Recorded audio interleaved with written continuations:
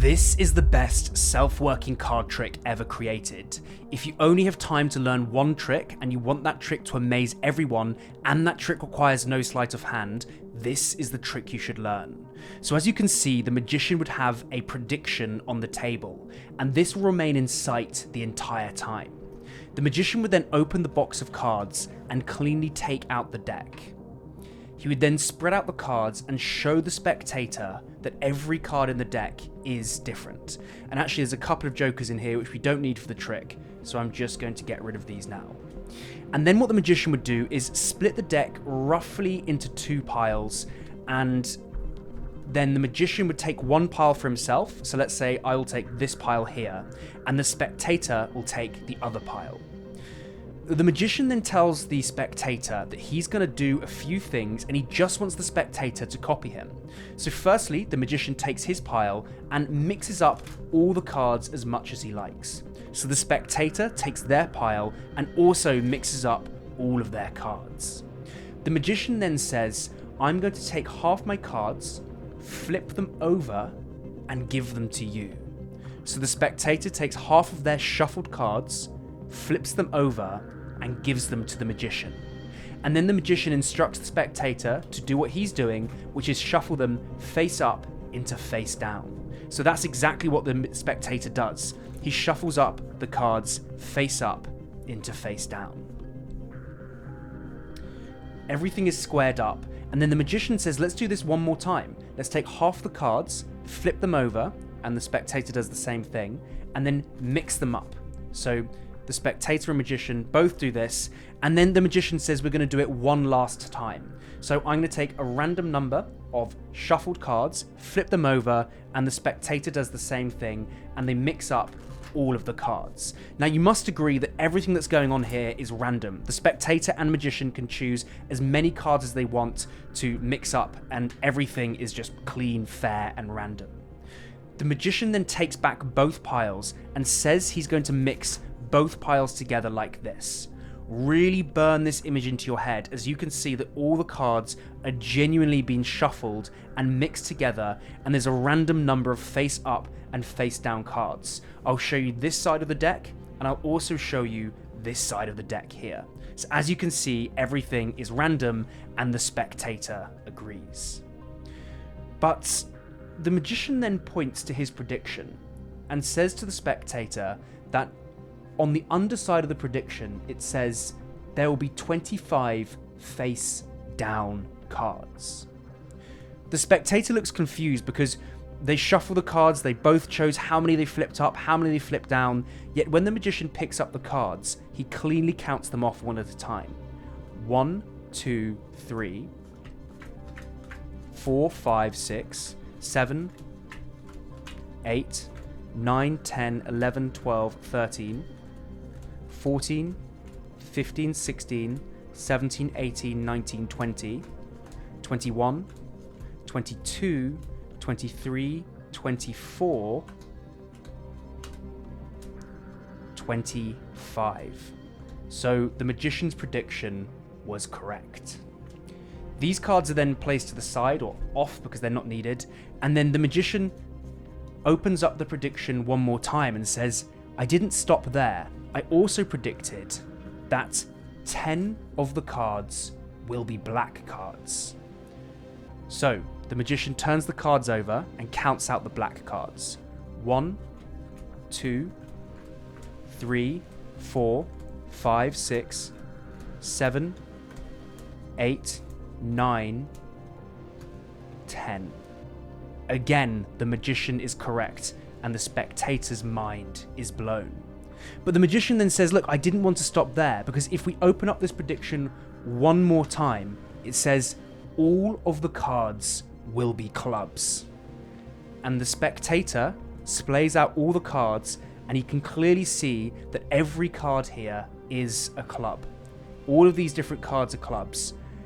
But then the spectator points to the ace of spades and says, there's one card in here that isn't a club, and the spectator thinks the magician has got the trick wrong. The magician then opens up the prediction one more time, and inside the prediction is a folded up card. And in this card, it says, except for the ace of spades, the spectator is fooled. Ladies and gentlemen, welcome back to the channel. So my name's Oscar Owen and I'm a professional magician and magic coach.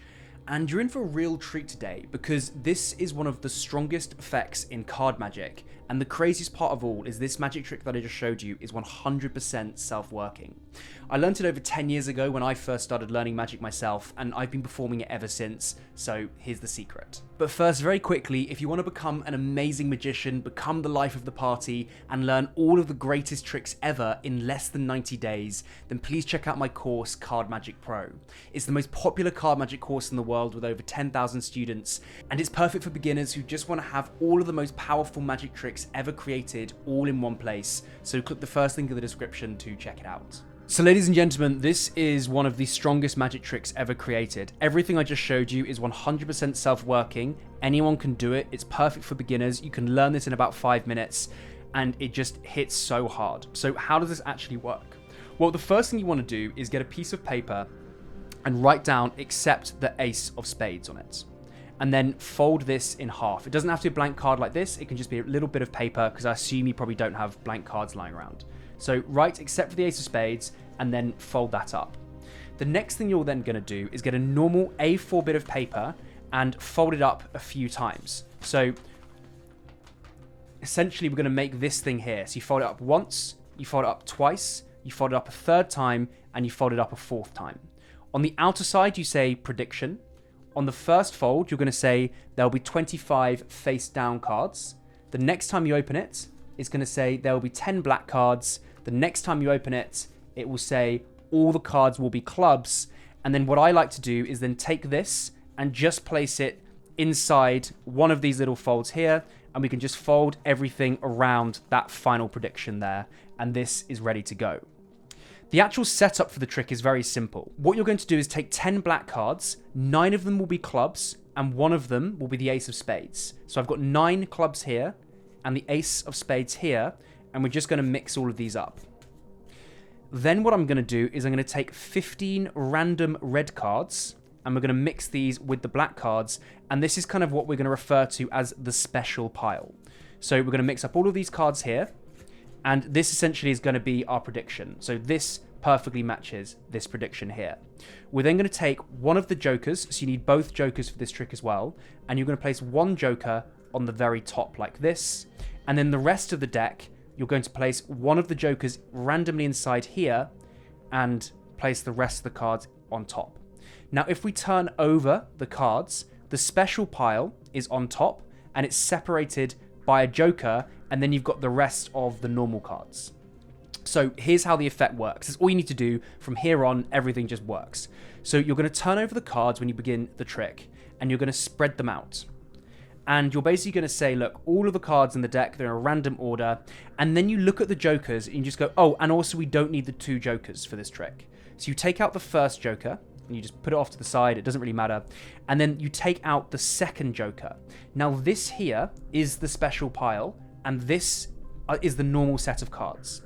You split the 2 piles where the joker is, put this to the side, and we now know that this is the special pile here, and the spectator needs to be given the special pile. So you just say, look, we're going to cut the cards roughly in half, and it's very natural doing this with the jokers. And then this is the normal pile, and this is the special pile, and you would just give the special pile to the spectator. I'm just going to do it this way around now because it's easier in front of the camera. So this is the magician's pile, and this is the spectator's pile, and this is your special prediction. Then what you're going to do is you're just going to explain to the spectator that they're going to copy your moves. So the first thing you want them to do is shuffle all the cards together. Now, ideally, your spectator could riffle shuffle. If they can't riffle shuffle, that's totally fine. You just want them to mix the cards up like a casino shuffle, like this. Okay, it just takes a little bit longer to tidy up the cards, but this will become apparent why later on. So you mix up the cards, and then they mix up the cards in their random shuffle as well. And once they're happy with that, it's kind of like the first little phase of everything is just mixed up. You then say, I'm going to do something that no magician ever does. I want to mix the cards face up into face down. So you take half of your cards and flip them face up, and they do exactly the same. And then ideally, again, you want them to be able to riffle shuffle the cards together like this. It just makes things a lot easier. If they can riffle shuffle, you just do this, and again, that's perfect. And then you just do the same thing one more time. You take half of your cards, flip them over, half of their cards, flip them over. If they can't riffle shuffle, then you just want them to mix up the cards like this. What you don't want them to do, and this is the only way this trick can go wrong, is if they decide to then randomly take some of these cards and flip them over as well. Okay, you don't want that. That's why the riffle shuffle is the best.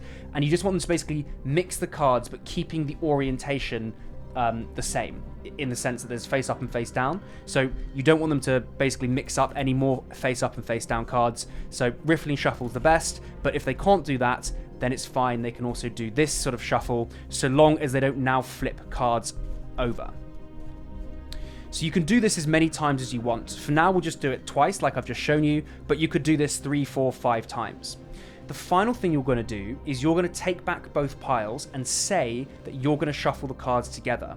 The important thing here is you take their pile and flip it over once and then mix up the cards. And everything is just going to work. So you mix up all the cards like this, you push them together, and then you spread out the cards and tell the spectator that all the cards are completely mixed.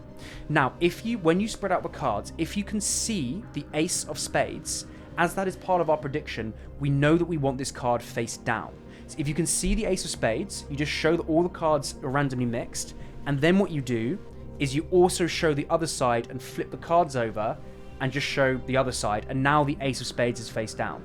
If you pick up the cards and you don't see the ace of spades, you know that everything is already set up perfectly. So you can just say, hey, look, all the cards are completely mixed. They're all different. You gave me random number of cards. We flip them over. Obviously, they'll say yes. And then this is where with the prediction is just mind-blowing. So obviously, you open up the first part of the prediction. It says there'll be 25 face-down cards. And guys, it just works. Look at this. So 1, 2, 3, 4, 5, 6, 7, 8, 9, 10, 11, 12, 13, 14, 15, 16, 17, 18, 19, 20, 21, 22, 23, 24, 25.